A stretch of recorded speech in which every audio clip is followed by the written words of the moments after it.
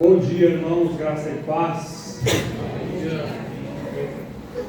Tem criança nessa igreja? Tá claro. Vocês estão acompanhando Samuel? Estão acompanhando as pregações de Samuel? Nós estamos em primeiro ou segundo Samuel? Segundo Samuel. Então cita para mim 3 personagens principais dos livros de Samuel. Samuel. Quem mais? Saul. Davi e Saul. Vocês esqueceram de um ainda, não pode esquecer. Essa pessoa que vocês esqueceram, a oração dela é que vai permear toda Samuel. A oração dessa pessoa é que vai trazer todo o enredo de Samuel. Ana, Ana, esqueceram de Ana, muito bom. E o primeiro rei, quem foi? Saul. E depois de Saul? Ele já é rei? Ainda não? Opa, então hoje nós vamos levantar Davi como rei. Abram as suas Bíblias em 2 Samuel, capítulo 5. 2 Samuel, capítulo 5. Queridos, e é bom lembrar que uma das marcas de uma igreja saudável, não que isso seja absolutamente, as crianças agora vão ter que ouvir, viu? Acabou as perguntas para as crianças, vamos ouvir agora. É importante lembrar que uma marca de uma igreja saudável, isso é muito bom, é que a igreja que nós pregamos expositivamente. O que é pregar expositivamente? Nós pregamos cada verso da Bíblia. Nós pregamos o livro todo. Nós pegamos Juízes, aí estamos em Samuel 1, 2 Samuel, verso a verso. Por que isso é bom? Porque eu sou tentado a colocar na igreja as minhas ideias. Não é? Mas quando eu prego expositivamente o texto, verso a verso, isso inibe o pregador de pregar o que ele quer pregar. Eu tenho que pregar o que eu estou lendo. Eu não posso pegar um texto aqui, isolado e transformar isso numa pregação fora de contexto. E quando eu prego todo o livro, verso a verso do livro, eu estou amarrado no livro. Se eu falar uma coisa aqui que não é o que o contexto está dizendo, daqui a pouco o próprio livro vai me desmentir. Falar, você inventou aquilo lá. O próprio texto, o próprio livro vai guiar o pregador. Isso é muito bom quando vocês forem procurar uma igreja bíblica, saudável. Reparem nisso. Será que essa igreja está pregando expositivamente todo o livro, verso a verso? Isso inibe, protege a igreja de muitos enganos no nosso coração, para que o pregador não coloque na igreja aquilo que é dele, mas o que Deus está falando através da sua palavra. Porque se fosse para mim escolher, eu não escolheria, nunca escolheria, Will, 2 Samuel 5. Como é difícil, né, amados? Mas vamos lá. 2 Samuel, capítulo 5. E o título que eu vou dar a essa pregação aqui, o culto passado, foi A Ética do Reino de Deus, não é? E hoje nós vamos ver aqui sobre a natureza do reino de Deus. E quando eu falo sobre a natureza do reino de Deus, eu estou falando sobre como esse reino de Deus ele é de fato. Quais são as marcas do reino de Deus?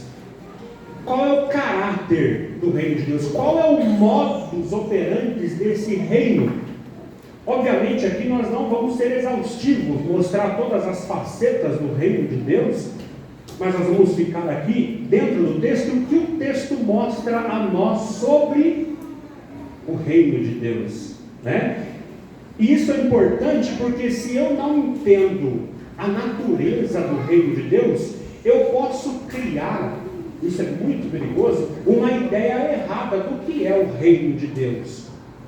Eu posso pensar no reino de Deus moldado ao meu orgulho, ao orgulho humano. Eu posso pensar no reino de Deus pelos moldes do poder carnal, ou pela lógica deste mundo caído, e isso é problemático. Mas quando a Escritura mostra como o reino de Deus é, automaticamente ela vai corrigir o meu coração, e vai examinar a mim mesmo e ver, de fato, você pertence ao reino de Deus? Eu me lembro, já nós vamos ler o texto aqui, queridos, quando não conhecia o Evangelho, eu passava diante de igrejinhas assim, eu chamava elas de boteco, porque na minha cabeça o reino de Deus, a igreja de Deus, tem que ser uma coisa grande, um templo maravilhoso, com milhões de pessoas, milhares de pessoas lá dentro, nós não vai caber, né? Mas milhares de pessoas, e a gente se orgulhava, né? A maior orquestra do mundo, olha o templo, olha que construção, e é muito interessante porque isso é o imaginário de todos. É por isso que uma das marcas assim, dos grandes falsos profetas do nosso país, eles vão construir grandes templos, porque isso atrai os nossos olhos, porque obviamente se é de Deus, ele é grande, ele é opulente, ele é orgulhoso, ele é rico, e eu tinha essa concepção, mas estranhamente quando Jesus chega, ele fala, o reino de Deus está entre vós, e nós olhando para Jesus, nenhuma aparência víamos, uma beleza víamos nele para que o desejássemos, era um homem de dores, experimentado nos trabalhos, um homem que sabe o que é padecer, e você olhar e falar, aquele ali é o verbo de Deus encarnado, o reino de Deus está entre vós, ele é o reino de Deus. Estranho. Então é muito importante nós conhecermos a natureza do reino de Deus. Então, para quem gosta de anotar aí, no capítulo 5 nós vamos dividir aí, pode deixar sua Bíblia aberta, os versículos 1 a 10 do capítulo 5, nós vamos falar sobre o reino que é firmado pela palavra de Deus. Dos versos 1 a 10, um reino que é firmado pela palavra de Deus, pela promessa de Deus. Bem, sabe para mim? Obrigado. Dos versículos 11 a 12, o reino de Deus é um reino voltado ao seu povo. Obrigado. Versículos 11 a 12, um reino que é voltado ao povo de Deus. Né? Tendo como ideia central aqui, que no reino de Deus a autoridade verdadeira nunca existe para autopromoção. Só um minuto aqui, irmãos, estou tendo dificuldade com a tecnologia.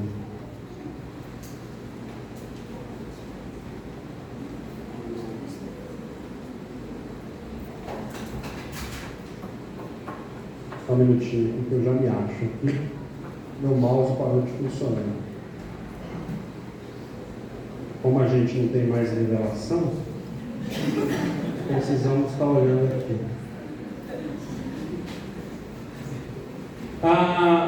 Dos versículos 13 ao versículo 16, nós vamos ver um reino que ainda espera um rei perfeito, nos versículos 13 a 16. E nos versículos 17 a 25, um reino que ele é sustentado pelo Senhor. Essas divisões aí que nós vamos fazer nesse capítulo 5, e eu quero junto com vocês ler os versos de 1 a 10 para nós começarmos, a gente lê e depois nós oramos. Capítulo 5, vamos ler do 1 ao 10. Então, todas as tribos de Israel foram até Davi em Hebrom e disseram: somos parentes de sangue. Além disso, quando Saul ainda era nosso rei, eras tu quem comandava as batalhas em Israel. E também o Senhor te disse: será o pastor do meu povo Israel e chefe sobre ele. Assim todos os anciões de Israel foram se encontrar com o rei em Hebrom, e o rei Davi fez aliança com eles em Hebrom perante o Senhor, e eles ungiram Davi sobre Israel, rei sobre Israel. Davi tinha 30 anos quando começou a reinar, e reinou 40 anos. Em Hebrom reinou 7 anos e 6 meses sobre Judá, e em Jerusalém reinou 33 anos sobre todo o Israel e Judá. E o rei partiu com suas tropas para Jerusalém para atacar os jebuseus que habitavam naquela terra, os quais disseram a Davi: não entrarás aqui, os cegos e os aleijados te impedirão. Querendo dizer, Davi, de maneira nenhuma entrará aqui. Mas Davi conquistou a fortaleza de Sião. Esta é a cidade de Davi. Naquele dia Davi disse: todo aquele que quiser ferir os jebuseus terá de subir pelo canal e ferir aqueles aleijados e cegos adversários de Davi. Por isso se diz: nem cego, nem aleijado entrará no palácio. Assim Davi habitou na fortaleza e chamou a cidade de Davi. E foi levantando edifícios em redor desde Milo para dentro. Davi se fortalecia cada vez mais, porque o Senhor Deus dos exércitos estava com ele. Palavra do Senhor, vamos orar? Senhor, nós não pedimos para que o Senhor abençoe a Tua palavra, porque a Tua palavra é fogo, a Tua palavra é martelo que esmiuça a rocha, a penha, mas nós oramos que o Senhor abençoe os nossos corações, porque Ele é duro, nós suprimimos a Tua verdade com as nossas injustiças, mas que a Tua palavra quebre o nosso coração, conforme-nos a Tua verdade, ao Teu reino, e nós possamos ser moldados ao Teu reino pela Tua palavra nesta manhã. É o que nós pedimos em nome de Jesus. Amém. Queridos, percebe aqui que a primeira palavra do texto é então todas as tribos de Israel.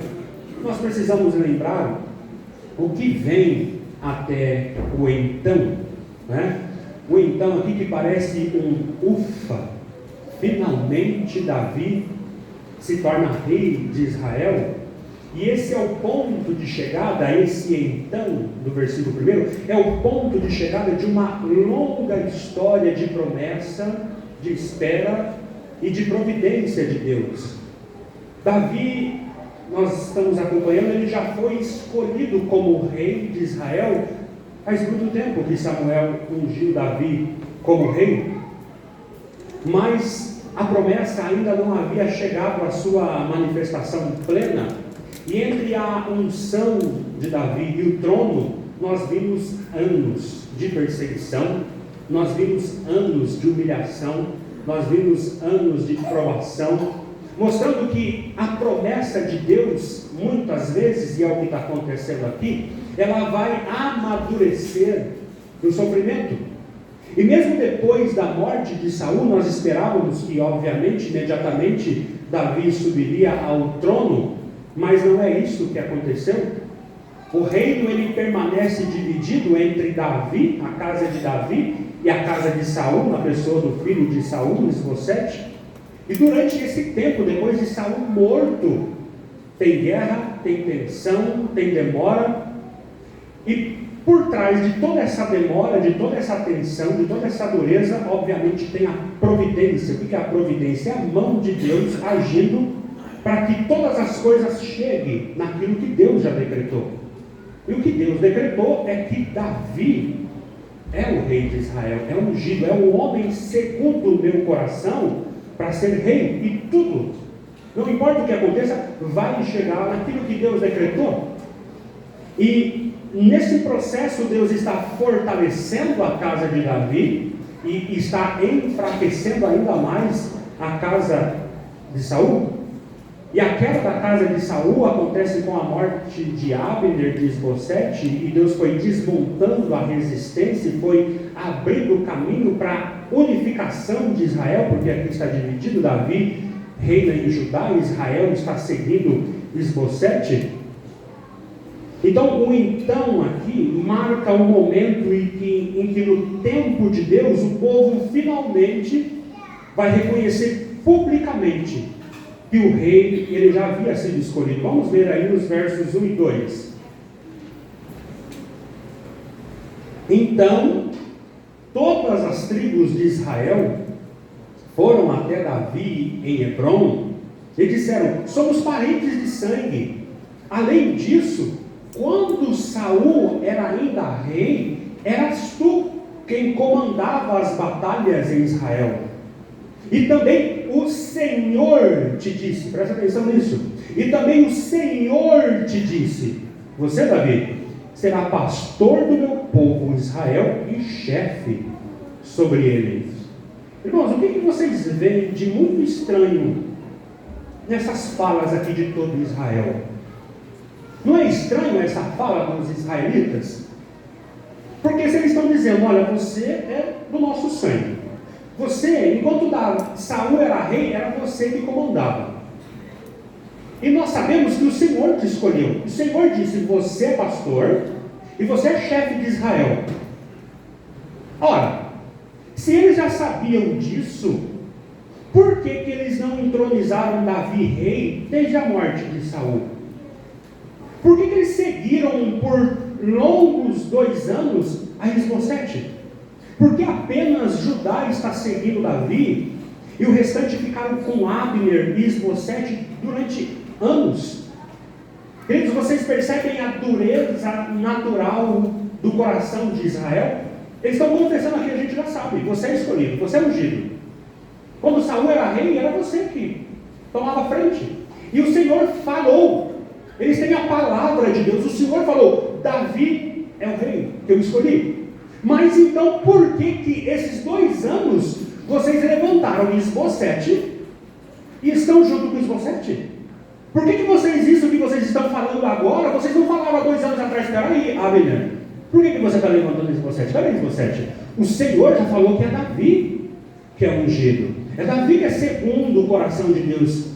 E ele já vem comandando Israel há muito tempo, desde quando seu pai era rei.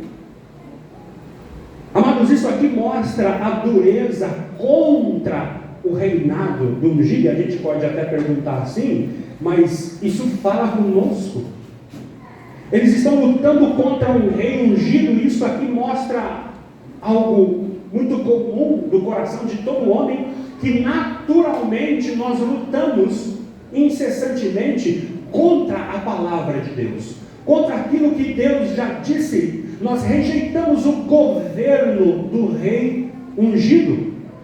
E aqui se trata do povo de Deus, os israelitas, mas todo o período dos juízes apontava que o rei sairia da tribo de Judá. Saul foi um fracasso em todas as áreas, mas eles viram Davi se levantar, eles viram Davi derrotar Golias, eles viram Davi liderando as batalhas, eles viram Saul morrer, mas mesmo assim eles estão seguindo o filho de Saul. Qual é o sentido disso, se você já sabe que a palavra de Deus falou que é Davi que vai comandar, que vai ser chefe, que vai ser pastor de Israel? Eras tu quem comandava as batalhas em Israel? Então por que vocês estão seguindo Isbosete? Quem é Isbosete que vocês ficaram 2 anos seguindo? Se o povo sabia de tudo isso, qual é a resposta? Qual é a lógica? Como então Davi vai ser rei? Porque se tudo isso que Deus fez com Davi, o povo ainda rejeita Davi e não está seguindo Davi, como é? Quando é que Davi vai chegar no trono? A resposta, queridos, e vocês percebam aqui que não é homens que coloca Davi no poder. Essa é a característica do rei. O Senhor disse: você será pastor do meu povo Israel e você vai ser chefe sobre ele. Percebe que a natureza do reino de Deus, ele é firmado pela palavra de Deus. Não foi conchavo político que colocou Davi lá. Não foi o resultado da maioria escolhendo Davi que ele chegou lá. Davi chegou lá porque Deus disse. O reino de Deus é marcado não por estratégias humanas. O reino de Deus ele é firmado por causa da palavra de Deus, do que Deus disse. Porque Israel, por um tempo, eles preferiram outro caminho. Eles seguiram Isbosete. Eles sustentaram a casa de Saul. Eles adiou o máximo que pôde, se renderem ao rei escolhido. Mas, queridos, a maioria não define o reino de Deus. O reino de Deus não se firma por votação, não se firma porque a maioria disse, ok, nós aceitamos. Ela se firma, ele cresce, ele domina, ele conquista, porque Deus falou, você vai ser chefe, você vai ser chefe, você vai comandar o meu povo, você vai comandar o meu povo. Durante um tempo, a maior parte de Israel não se rende a esse rei escolhido por Deus, mas essa resistência de Israel anulou os decretos de Deus? Não anulou, pelo contrário. O que eles estão fazendo aqui é resistir à vontade de Deus, mas o que Deus vai fazer enquanto eles resistem é enfraquecer a casa de Saul, é destruir a casa de Saul. Queridos, isso traz muitas aplicações para nós, mas o fato aqui precisa ficar gravado, essa marca do reino de Deus, o fato de muitos pensarem de um jeito, não transforma isso em verdade. A maioria, o que a maioria da igreja pensa, não transforma esse pensamento em verdade. A característica do reino é firmada pela palavra de Deus. A palavra de Deus para nós é autoridade, ainda que o mundo inteiro se rebele. Ele já estabeleceu o filho dele como rei ungido. Eu já escolhi, eu já elegi o meu filho. Não importa se os reis da terra estão se mancomunando, não importa se os homens rejeitam, não importa se você luta contra a palavra de Deus. No final, como Deus disse para Paulo, duro é para você recalcitrar contra os meus aguilhões. Não é possível você resistir à minha vontade. Não adianta Israel lutar contra o ungido de Deus, mais cedo ou mais tarde todos vão se render diante do ungido de Deus. E o fato de a multidão, a maioria de Israel estar com Isbosete, não faz de Isbosete o rei ungido. Deus já escolheu. Ele não precisa da tua força, ele não precisa do teu exército, ele não precisa dos teus conchavos, ele não precisa da sua política. Nem tudo que reúne mais gente, mais apoio ou mais aceitação está debaixo da vontade de Deus. No reino de Deus, o critério não é o consenso coletivo, mas é a revelação. O que é a revelação? É o que Deus revelou nas Escrituras. Isso para nós. Não importa se a igreja inteira aqui chegar num consenso, se o teu consenso é contra a palavra do ungido, é contra a palavra de Deus, olha, não importa. O reino de Deus, a marca do reino de Deus é a palavra de Deus. Percebe? Não é a sua opinião. Aqui dá para você ver se você está de fato no reino de Deus. A marca, o reino de Deus é afirmado pela palavra. Todo crente que está no reino de Deus, ele não está, eu acho, Fernando, eu penso, Fernando, mas a maioria não pensa assim. Eu vi uma pessoa essa semana ainda definindo seita, e ela coloca um requisito, que aquilo ali é seita, mas ela diz, se a gente aplicar esse requisito aqui, qual igreja que vai passar? Ou seja, se a maioria das igrejas estão negligenciando essa verdade, ora, eu vou chamar então a maioria de igreja de seita? Não posso fazer isso, porque é a maioria, aí é a maioria, não é? Nós temos esse costume de dizer, mas Fernando, mas aquela igreja está na seita, mas lá tem 10 bilhões de pessoas naquela igreja, vai todo mundo para o inferno, queridos. A marca do reino de Deus é a palavra de Deus. Se o mundo inteiro amanhã acordar cego, dizia Tozer, Deus, ele continua reinando, o sol continua brilhando da mesma maneira. A tua cegueira não apaga o sol. Para você tudo está escuro, mas o sol está brilhando normalmente. A verdade de Deus é a marca do reino de Deus. Não importa se você fazer um conchavo aqui e você conseguir com a maioria derrubar uma doutrina cristã. Deixa isso, pode. Isso está liberado. Não é a maioria que define o que é o reino de Deus. É a palavra de Deus. E uma igreja, ela pode ser tentada achar que esse sucesso numérico, a aprovação coletiva, a aceitação ampla, são provas da bênção de Deus. Não é, queridos. Pode ter essa igreja aqui, 5.000 pessoas aqui reunidas, se não está firmado na palavra de Deus, isso não é reino de Deus. O reino de Deus ele é firmado pela palavra de Deus. Pode ser uma casa só. Somente a casa de Abraão conhecia o Deus verdadeiro. Todo mundo estava em trevas, mas a maioria foi o mundo inteiro. Ninguém conhecia Deus. Ninguém conhecia Deus. Só havia culto na casa de Abraão. Só na casa de Abraão. Todo o resto está perdido. Todo o resto está perdido. Mas a sinceridade dele, sinceridade não estabelece o reino. Palavra de Deus estabelece o reino de Deus. O reino de Deus no tempo de Abraão só estava na casa de Abraão e mais em nenhum outro lugar. Perceba isso, queridos. Veja assim, essa é a marca. Se você está no reino de Deus, é Deus disse. E obviamente os homens vão lutar. Eles estão lutando aqui contra Davi, mas eles sabiam que Deus falou. Olha que estranho, eles sabiam. Depois aqui eles vão conversar. Nós sabíamos. Deus te escolheu. Se você sabia, por que você está resistindo à palavra de Deus? Tem muita pergunta que a gente recebe e você percebe que a pessoa já sabe a resposta. Ela já sabe a resposta.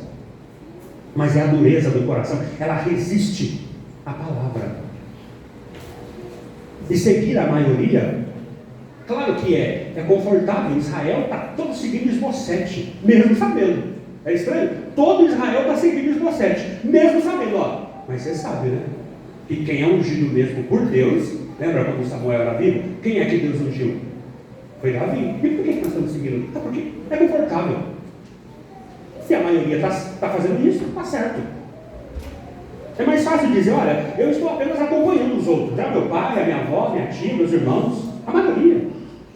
É gostoso? Mas diante de Deus, cada pessoa é chamada a se curvar diante do rei. Ainda que todos ao redor, todo Israel está resistindo, você é chamado a se render no rei. Porque o reino de Deus ele não é firmado na conveniência humana. Há momentos, queridos, que se render. Imagina você se levantando lá no meio de Israel e falando, gente, por que vocês estão com Esbocete? Não é Davi que sempre liderou as batalhas?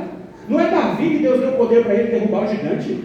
Não é Davi que Samuel ungiu como rei? Deus não falou que é Davi? Por que Israel vocês estão seguindo?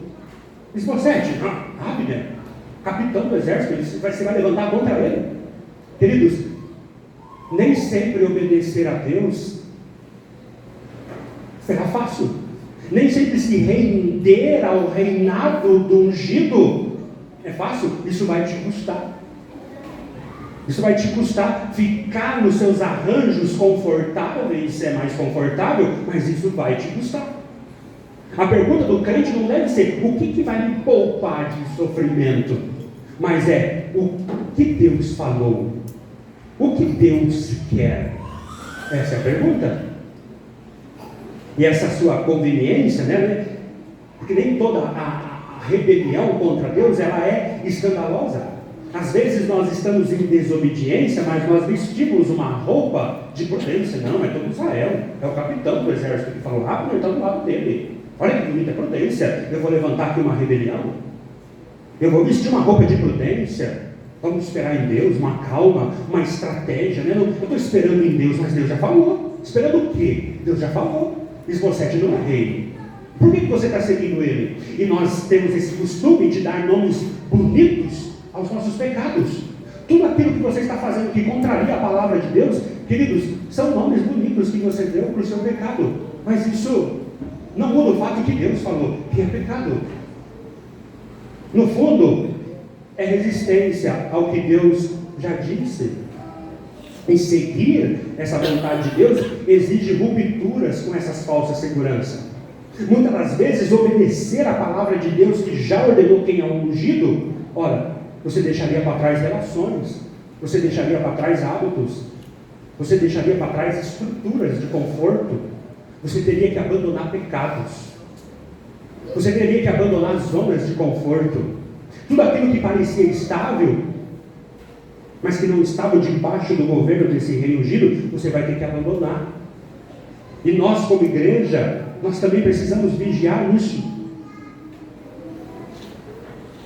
Uma igreja, ela pode optar, por exemplo, por aquilo que funciona, por aquilo que atrai, por aquilo que preserva uma paz aparente, mas ainda assim, isso ser resistência àquilo que Deus já falou, e o reino de Deus é firmado na palavra de Deus.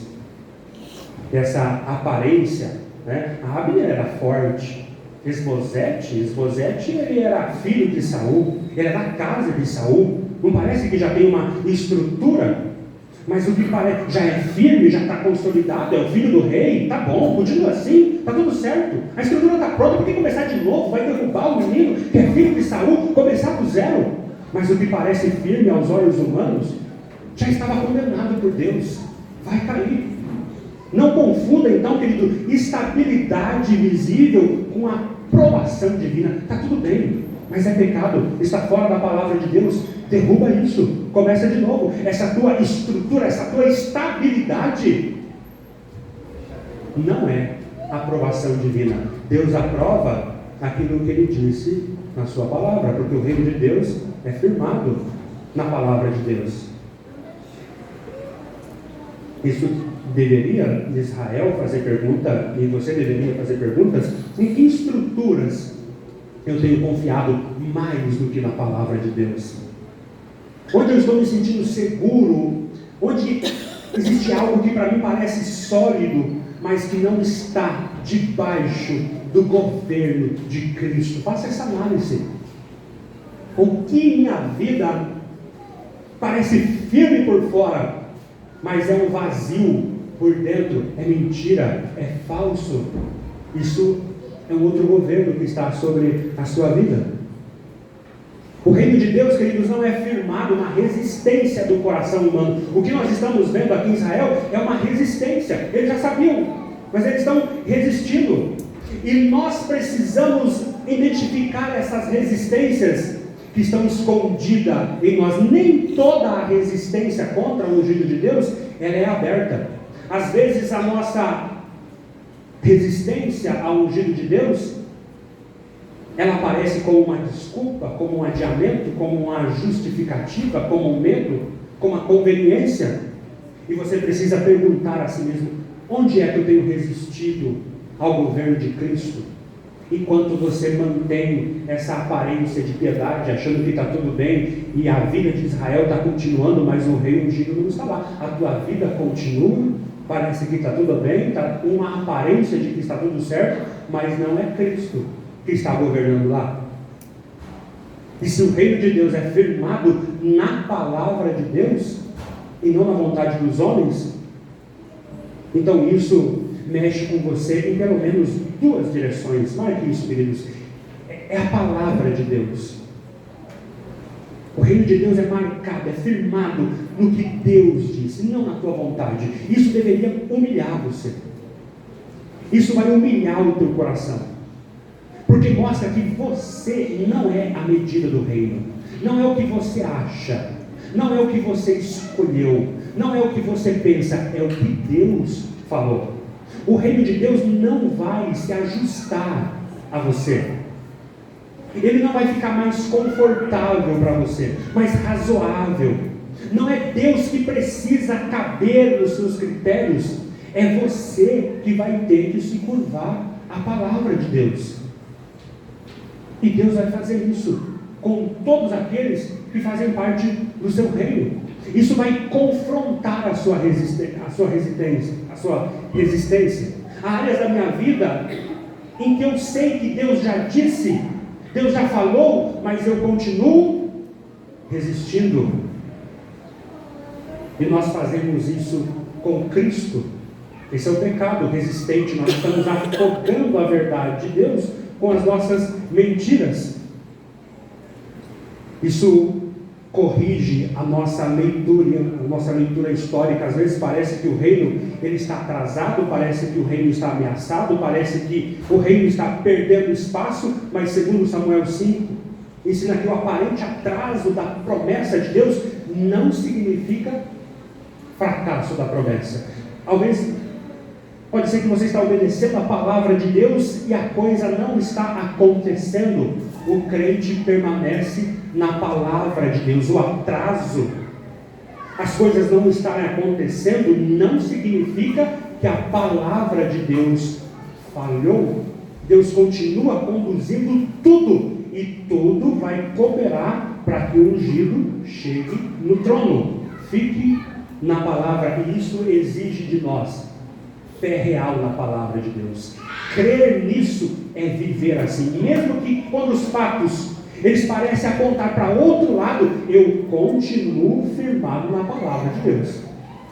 Quando eu vejo que a igreja está esvaziando, eu vou mudar a pregação para encher a igreja? Não, fique na palavra. Fernando, mas se eu continuar na palavra, o meu casamento vai desabar, a minha empresa vai estar. Fique na palavra. Deus não perdeu o controle. Eu quero que os irmãos leiam os versículos 6 e 10 junto comigo.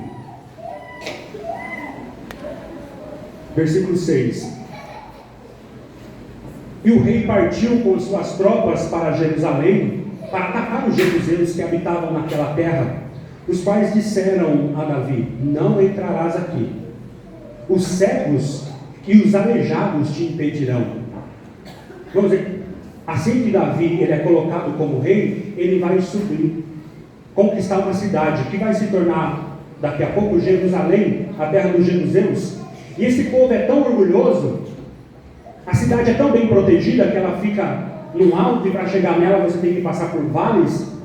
Eles estão tão seguros nessa cidade que eles vão dizer para Davi: olha, eu nem vou colocar o meu exército para lutar contra você, eu vou pegar os coxos, eu vou pegar os aleijados, e os aleijados vai vencer você, Davi. Pode vir que eu nem vou pegar a minha seleção aqui, vou pegar os coxos e os aleijados, e eles vão dar conta de você.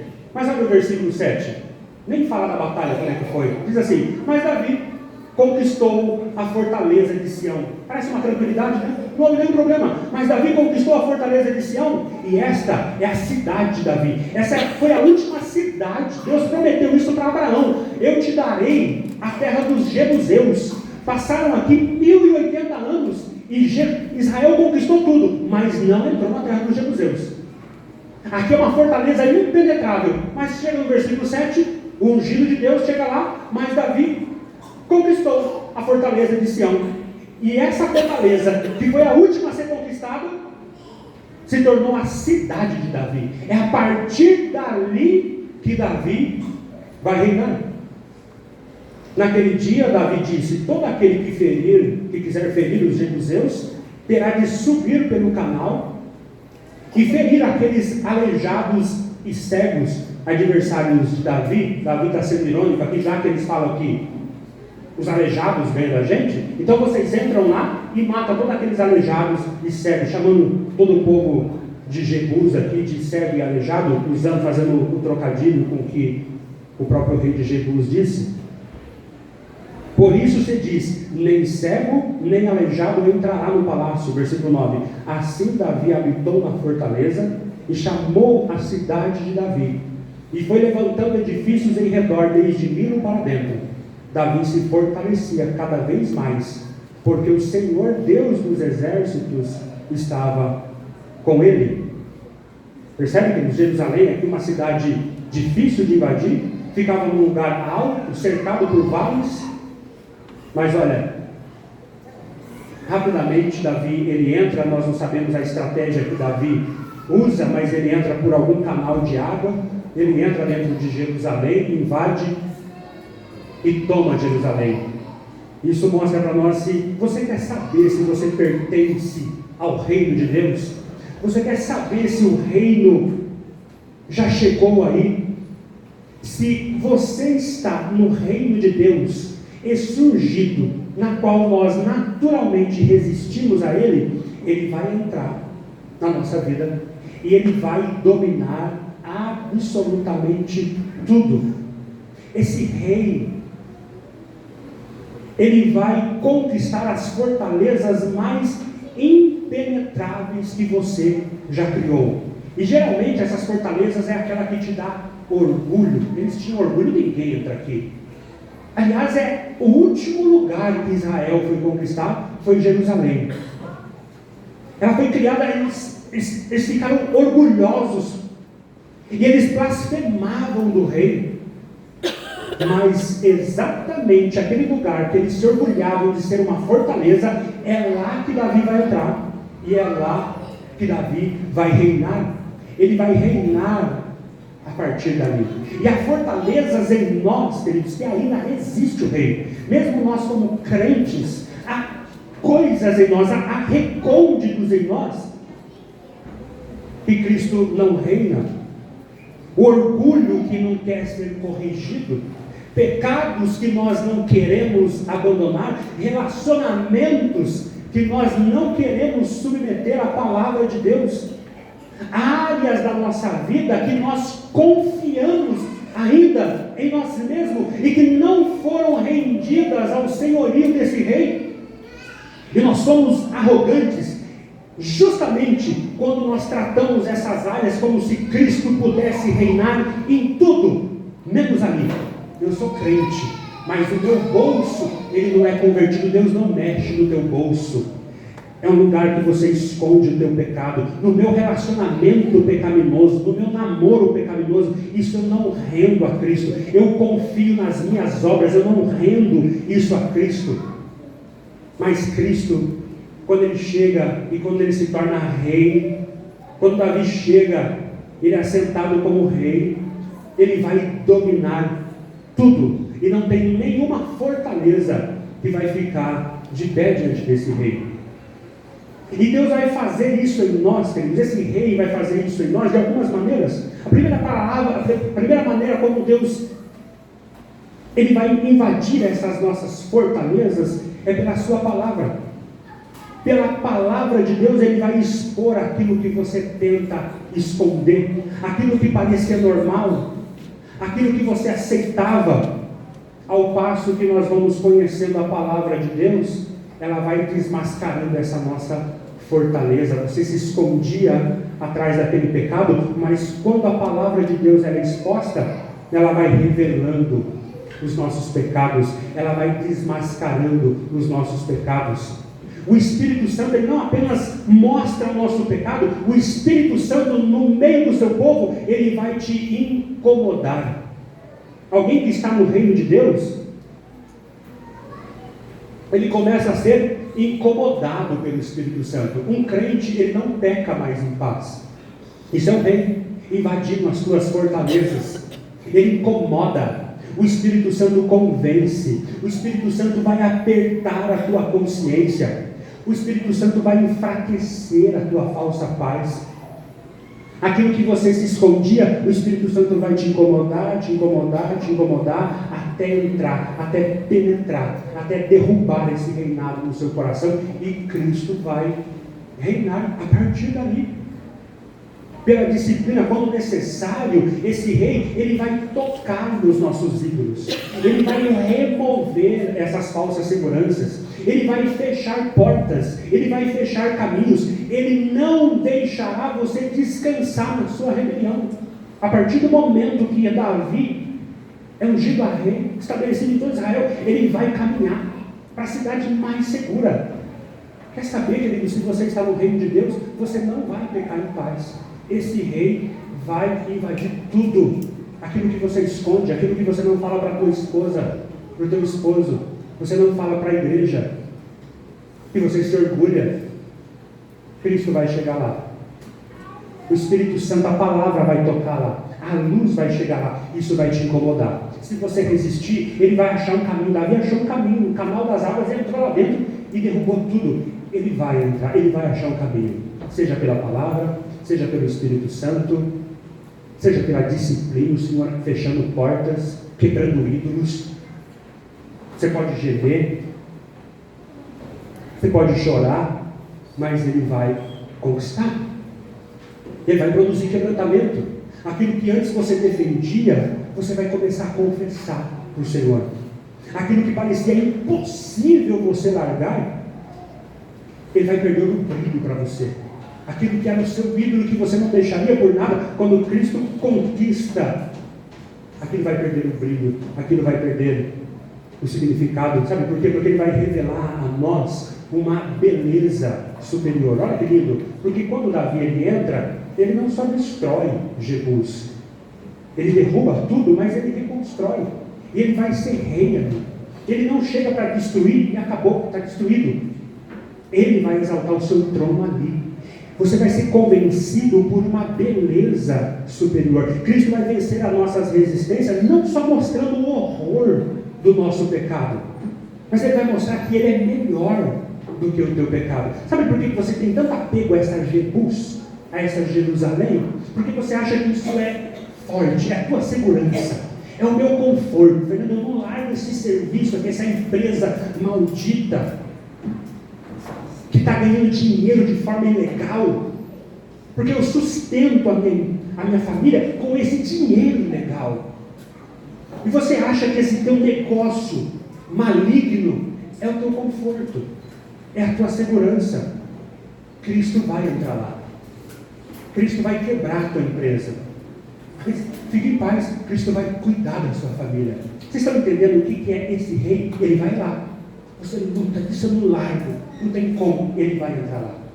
Mas não é para destruir e falar assim, Fernando, acabou. Agora que Cristo invadiu o meu reino, eu estou passando fome, eu estou na miséria, Cristo me abandonou. Não, não, Ele vai reinar a partir de lá. Você vai conhecer o Deus da providência, Ele vai firmar o seu trono lá, no meio da tua resistência, e vai governar a partir de lá. Você vai ver a beleza de Deus a partir daquilo que você não queria entregar para Ele. Ele vai conquistar, porque o reino de Deus é firmado pela palavra de Deus.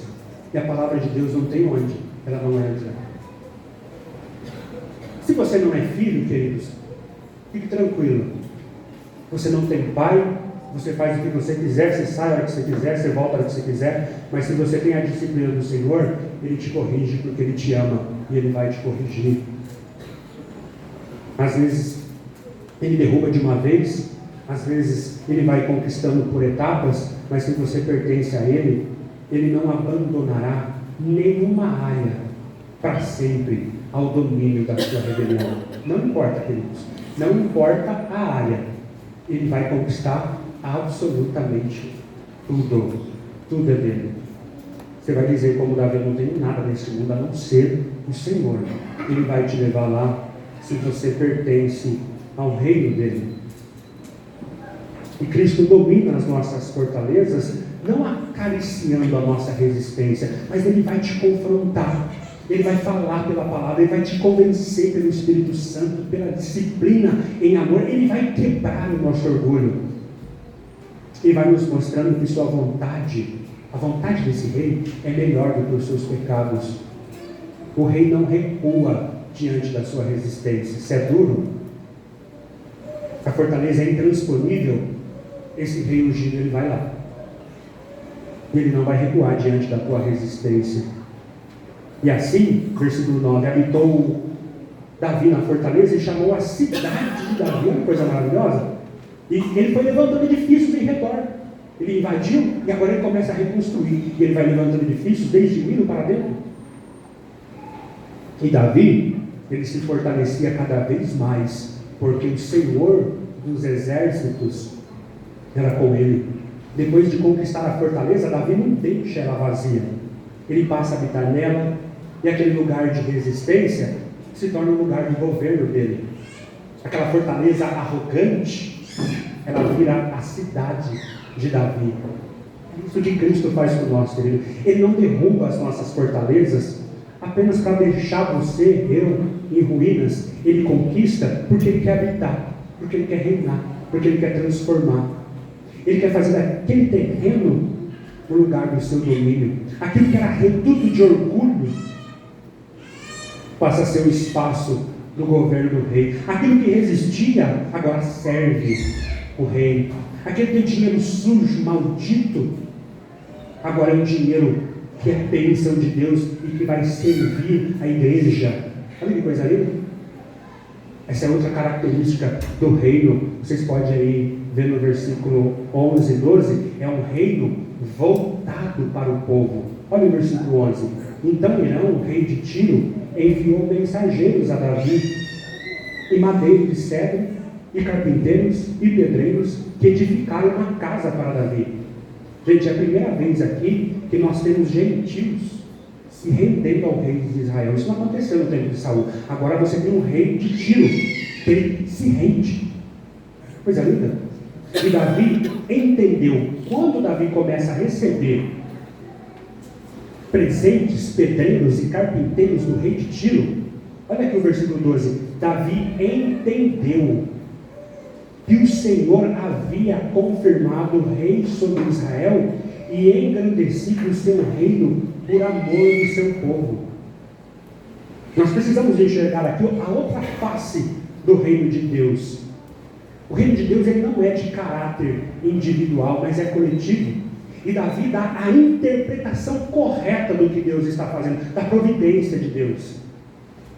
Porque nem tudo que Deus nos dá diz respeito a nós. Há coisas que Deus faz em nossa vida que, embora nos alcance, nos impacte diretamente, Ele tem um propósito. E o propósito não é o teu conforto pessoal.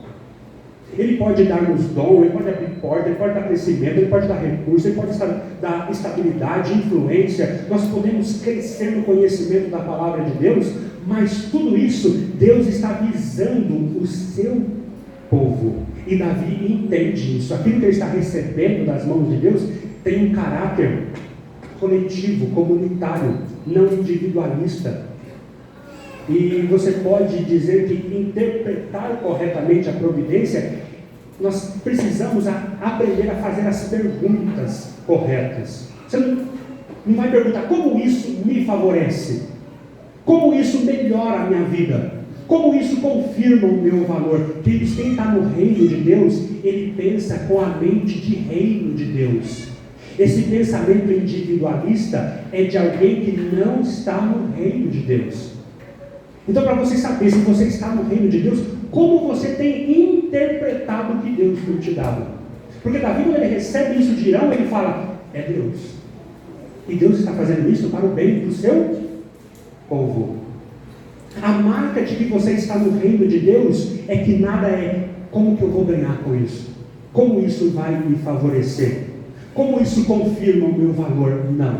Quem está no reino de Deus é como isso vai servir a igreja, como isso vai servir o reino, como isso que Deus me deu vai ser útil ao povo de Deus. Essa casa, esse carro, esse emprego, esse conhecimento teológico, como essa fase da vida ela pode ser usada para abençoar os outros. Queridos, eu estou falando de bênçãos, mas vocês podem entender aqui também o sofrimento. Até o sofrimento que você está passando tem um propósito. Você precisa entender. Não é, ai de mim, ai que dó de mim. Até o sofrimento, ele tem um significado coletivo. É Deus te preparando para você ajudar a igreja naquele sofrimento. Não pense no teu sofrimento só em âmbito individual. Entenda como Davi, Deus ele traz o bem, Deus também traz o mal, mas o objetivo de Deus é sempre beneficiar o reino, a igreja. O teu sofrimento vai levar você a ajudar pessoas que vão passar por esse mesmo sofrimento. Sejam bênçãos, sejam coisas ruins, ela tem um caráter coletivo. Terceiro ponto, versículo 13 a 16, já estou encerrando aqui, queridos. Se ficar apavorado, meu Deus, falta 2 pontos e já é 15 para meio-dia, eu acabo em 5 minutos. Um reino que ainda espera o rei perfeito. Mas veja aí, queridos, porque no mesmo momento em que o rei está se fortalecendo, Davi, nós vamos ver aqui a falha moral de Davi, né? Então o texto vai mostrar que o problema de Israel não era apenas ter um trono vazio, mas esse trono ainda é governado por um rei pecador. Isso mostra que o reino aqui em Davi, ele ainda espera um rei perfeito, porque nós estamos numa sequência aqui de glória, de conquista, mas daqui a pouco a gente chega no versículo 13, parece que joga um balde de água fria na gente, não é? Diz assim, Davi tomou ainda concubinas e mulheres para si. Depois que veio de Hebrom para Jerusalém, e Davi teve mais filhos e filhas. São estes os nomes dos que nasceram em Jerusalém: Samua, Sobabe, Natan, Salomão, Ibar, Abissua, Nefeg, Jafia, Elisama, Eliada e Elifelete. Né? Então, nessa colagem que nós estamos aqui, vemos vários aspectos do reino de Davi. É impressionante que, como o escritor que escreveu aqui, inspirado pelo Espírito Santo, ele vai colando as narrativas e mostrando que nesse momento que o reino está crescendo, que o reino está fortalecendo, o escritor vai nos lembrar que o rei, ele ainda é um pecador. Davi cresce, mas aqui Davi vai revelar uma desordem. E a lição aqui é clara, queridos. O problema de Israel não era apenas ter um trono vazio, mas o rei, ele ainda é pecador. O reino precisava mais do que estabilidade política. Israel precisa aqui de alguém santo, de um rei que seja santo, impecável. Davi, ele é um rei verdadeiro, mas ele ainda não é o rei perfeito. Por quê? Porque o escritor quer nos levar, mostrando que, olha, além, mesmo que Davi é um rei ungido de Deus, ele ainda não é o perfeito. Ele não é o rei sem pecado. Ele não é santo, puro. Definitivamente, nós aguardamos um cumprimento maior. Davi aponta para um rei superior. E aqui mostra uma característica desse reino que nós precisamos entender, porque em certos aspectos nós estamos no mesmo processo. Porque Israel já tem Davi no trono. Nós já temos Jerusalém conquistada. O reino já se fortaleceu e está se fortalecendo, mas ainda não chegou o rei perfeito.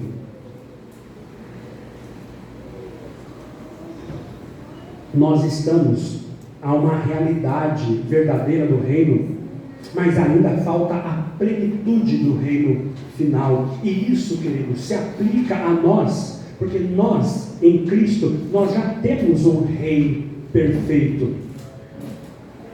Mas nós estamos nesse processo do já e do ainda não. Como Israel, ele já tem um rei que é poderoso, um rei escolhido por Deus, mas ainda não é o rei perfeito. Nós já temos um rei que é perfeito, Cristo, mas ainda não chegamos na consumação final. Nós já vemos o reino de Deus atuando em nós realmente. Cristo já reina em nós? Já? O Evangelho nos salvou? Sim, absolutamente. A igreja está de pé e está avançando? Sim.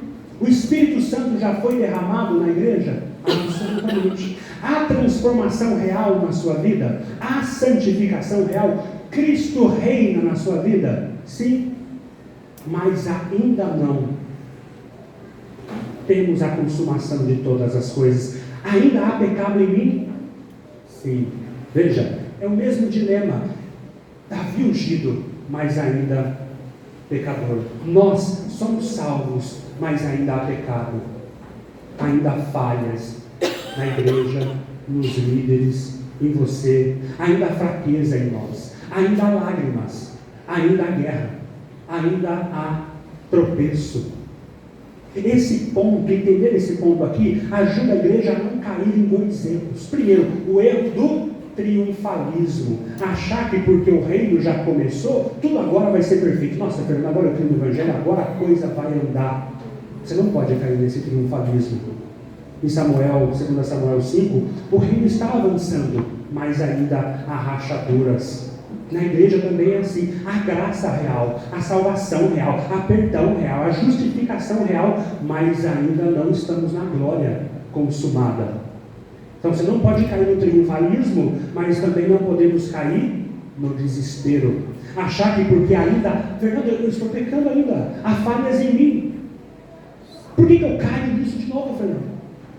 Não, você não pode ser levado até o desespero. O reino já está presente em você. Já é Cristo que governa aí, mas ainda não está consumado.